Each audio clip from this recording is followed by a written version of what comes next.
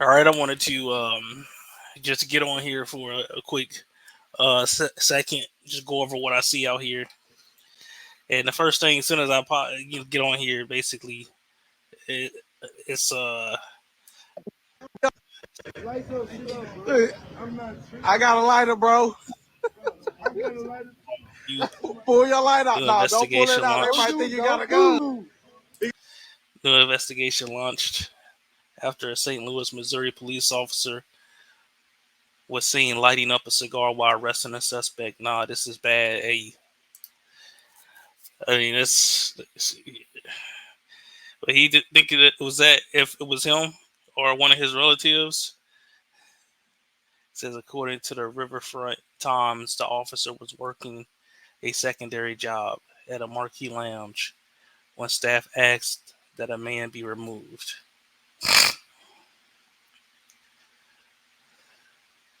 While the officer was straddling the suspect, he decided to light up a stogie after being handed a lighter by another cop. The St. Louis Metropolitan Police Department is investigating the incident and what led up to the video and the events that transpired after. Charges are pending for the man on the ground for trespassing and resisting arrest. I mean, I don't know if it's a crime, but it's kind of disrespectful, over the top. Put that man hat on, bro. At least. Look, I got a lighter, bro. Okay, you Pull be your showing light out. off. No, don't pull it out. They might think you got a gun. He gonna pull that nightstick out. Don't move. Put that man hat on, Wow, bro. At least I can do. Look, disrespectful. I got a lighter, bro. Thug cop.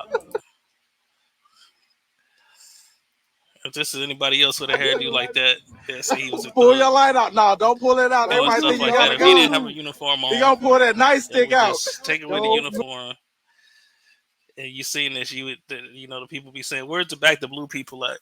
So are they agreeing with this?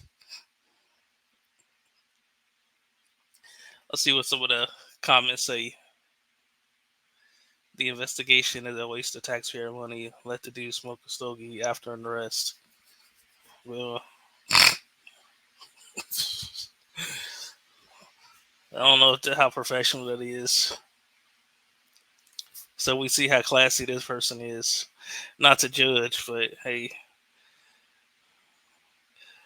and they making a joke of it. Nothing wrong with a little smoke break while making an arrest. And the governor said we're going to do something about the theft. They passed new legislation that they're going after people who just want to randomly steal and think they're going to get a suitcase walk. How they go in the store. That's not going to happen anymore. Not the city of Philadelphia. You're going to get prosecuted, and it's going to be a felony. It ain't going to be a misdemeanor. Can you say something to the youth, please, about all this morning? Well, all I have to say to the youth is put down the guns. Because if you come here with a gun, the chances are you're not going to make it home. I hate to say it like that, but we have to keep it real. This is Philadelphia. I've never seen it like this before, where young people shoot up a bus depot station 40 rounds and shoot innocent people. Something must be done. I say this to the parents. Go in your children's room, tear it apart, and find that gun. Because when they kill somebody, that's on you. You can't say, well, my child ain't. You know what your children are doing. It is your job. That's your house. You own it. You are the commander in that chief in that house. Go to your children's house, your room, and look for these weapons. Stop it before it's too late. Either you bury your child or you going up to prison every month visiting your child. It takes a community to stop this. It's not just on the police department. That's why we're out here. But it's not all about locking people up. You have to educate these people. You have to educate these younger people. Guns is not the way. But there's a group of them that believe in robbing and stealing and killing. Mm-hmm. And those are the ones we have to capture and put away. Okay. Appreciate that. Now, with that being said, I mean, I agree with a lot of what he said. I will also say that that's why it's just best to, if you're gonna have kids, to be financially stable, so that way your kid ain't disadvantaged growing up in hostile environments. You know, like I said, it's not cool to be disadvantaged. And if you get a kid and you're not financially stable, or if you have a kid with the wrong person and that don't work out, then it can just not be good for you. We've seen enough cases of that, and so should definitely not be promoted. It should definitely be something that's avoided.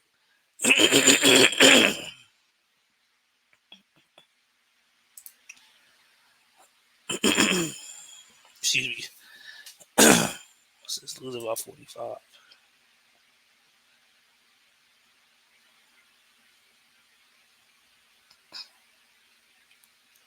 Says Antilles Nuggets attended CU at Game 7. One thing about this is what I noticed with the NBA West sports analysts and just people who do hot takes in sports is they flip flop a lot. 1 minute when the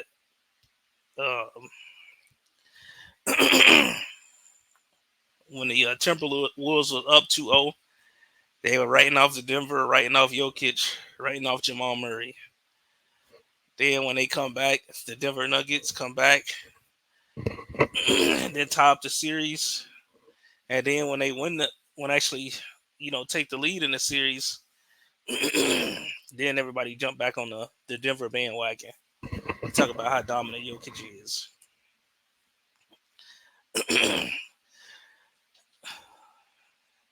Now, would it be a Game 7?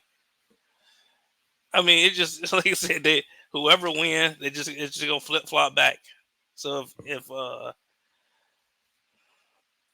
the Timberwolves win, then they're going to, they're going to go back on that Michael Jordan. He's Ant-Man is the next Michael Jordan. I'm sorry. So,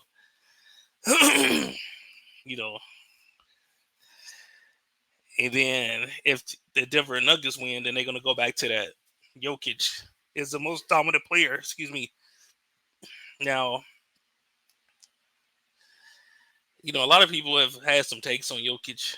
I mean, he's a good player. He's one of the better players, and he can do stuff that a lot of 7-footers couldn't really do. But now that he's done it, there's going to be a lot more to do it. And the thing is, he don't really play enough defense for me to really, I don't know. Would he be able to do that to Alonzo Mourning? To Shaq? I don't think so. To Tim Duncan and the people in their prime, Ewing and Elijah Wan? I don't think so. I think he would still score some, but I mean, he's not a defensive presence. I wouldn't be surprised if he were to get into foul trouble trying to check those guys. I could be biased. I mean, he put up good numbers, but Russell Westbrook put up those numbers too. Other people can do it too if they. The thing is, the dude don't play. He don't. I don't really see the block shots. He can only affect one end of the game. To me, the great players can affect both ends of the game. The all-time greats. Now he's gonna be an all-time great, but he's not like there's levels to it. He's not like a Hakeem or a Shaq. Maybe he like a David Robinson, but I wouldn't say he's like a. And only because maybe his offensive game is better, but David Robinson was better defensively. And David Robinson would probably easier to do the live for real. Really, Jokic had trouble with JaVale McGee and Dwight Howard, and the Lakers made bad front office moves and let them go, and then they can never beat the Nuggets again. It was stupid. Like, why? If you need size and physicality to go against Jokic, why would you take away the size and physicality? That's why these guys, when Shannon Sharpe and Cam Newton was kind of talking about, they were talking about how these GMs can basically make mistake after mistake after mistake after mistake because really they making so much money it don't even matter. These people be unqualified a lot of times. They do a lot of stupid guessing, and they almost never held accountable. They make stupid decisions.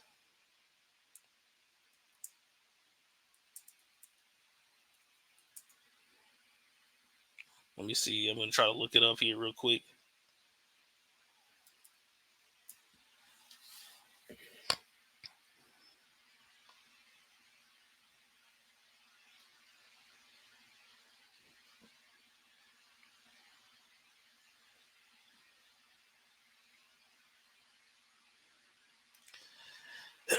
Yeah, sorry about that. I'm trying to find it, but yeah, here it is right here. I think this is it.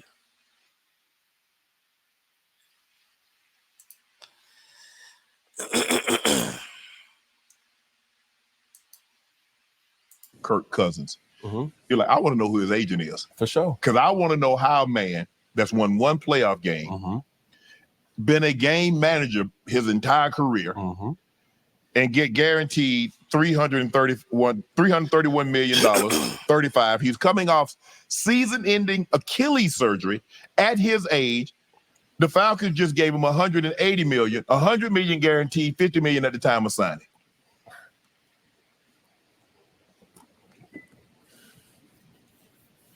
It ain't even. I mean, that's egregious, and I love the fact that he's able to get that money. But what the Falcons paid Kirk Cousins, they could have got Cam Newton, Justin Fields, and Michael Vick for that price. You do realize they could have gave up 2 first-rounders and got Lamar Jackson for. But we're not talking about that. See, this is the thing about sports that we don't do a better This is job it right of here. holding people to the fire. Okay. You're a judge, or you'll critique Dak Prescott. You'll critique Cam Newton. You'll critique Lamar Jackson. You'll critique Patrick Mahomes. But who's to say for the ownership, the management, and all these decision makers by tricking off these key decisions? But they want you to just shut up and play. Right. I'm sitting up at when are we going to admit that Fair use. these coaches really don't know what they're doing? These managers don't know what they're doing. These owners really don't know what they're doing. Or they're making bad situations. And I'm sitting up at This is Rob Pelinka.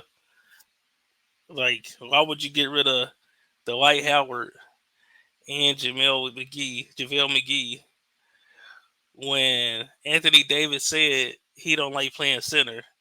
Then you make him play center. Then he had to check Jokic. Then y'all can't beat the Nuggets again. How foolish is that? Like, and this guy get paid to do that? I can make that decision. I mean, if you talk about messing up the team, yeah, I could do that. I mean, I guess it's about who you know. Networking is very key. We're going to admit that. Because a lot of times this stuff, man, they just hire their friends. Hey, you just do it, and we'll get you paid for a while. I mean, sometimes it don't even matter about winning with some of these folks. If they have a certain mindset, they don't care. They'll overspend on trash, and they'll waste money. These coaches really don't know what they're doing. These managers don't know what they're doing. These owners really don't know what they're doing. Or they're making bad situations, and the franchise is suffering from that. It's not just that y'all don't have good players. Well, see, here's the thing. If these owners really don't know what, shut up and play. Right. I'm sitting up at when are we going to admit that these coaches really don't know what they're doing? These managers don't know what they're doing. These owners really don't know what they're doing. Or they're making bad situations, and the franchise is suffering. Another one is that dude Bill O'Brien, when he just got rid of all the players for Houston. Like, that was a dumb move. Then he set the whole franchise back. That dumb move, man. Like, dude, that was a dumb move. From that, it's not just that y'all don't have good players. Well, see, here's the thing. If you and I make a bad decision, let's just say we make a bad investment. And then, real quick, I mean, Houston, they lucky they got DeMeco Ryans and what was they? Chase Young? No, not Chase Young. Damn, who was they? I don't forgot their quarterback already.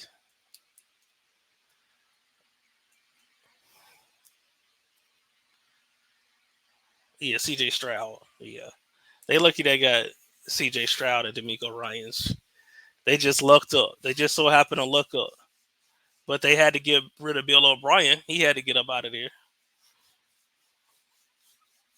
He didn't make the decision. He wouldn't have made the decision. He really didn't develop no quarterbacks when he was there in Houston. We can't D'Amico Ryans, whether you want to say he developed the guy or not, he had top quarterback under him. recoup that. And Bill O'Brien supposed to be somebody that come off the Belichick tree and supposed to be so smart. At least that's what the image is put out there. And you would think he would be able to do a better job of evaluating talent. And he didn't do a good job because he started giving away his talent. And then, like I said, he never really had a top quarterback that I can remember. They make a bad investment. The TV investment. Here's the good thing. job of explaining it too. Here's the thing. Why somebody like Rob Pelinka can continue to make bad decisions like he made. Like, you shouldn't have got rid of Dwight Howard and JaVale McGee. But the whole thing is, I'm just somebody on the outside looking in, and I can see that. So it's like, damn, what is this? Like I say, hey, I worked in places where people don't be qualified and they'll be promoted. So just because they in a meritocracy,